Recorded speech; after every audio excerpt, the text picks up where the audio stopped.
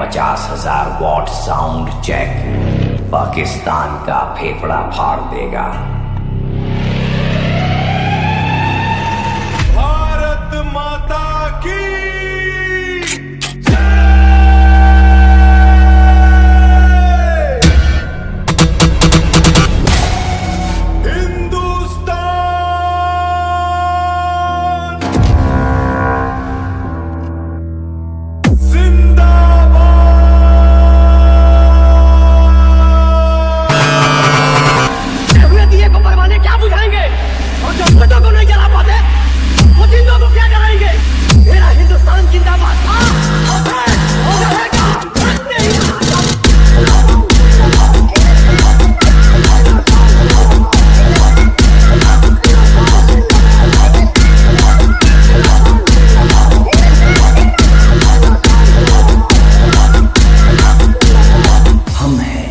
DJ Sundaram rock. मैं पाकिस्तान के लोगों को भी कहना चाहता हूं, क्या पाया आपने?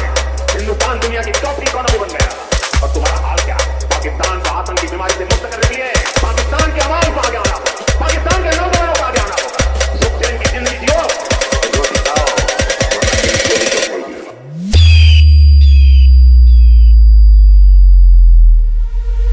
भारत माता की, भारत माता की, भारत माता की, भारत माता की, भारत माता की, भारत माता की, भारत माता की, भारत माता की, भारत माता की, भारत माता की, भारत माता की, भारत माता की।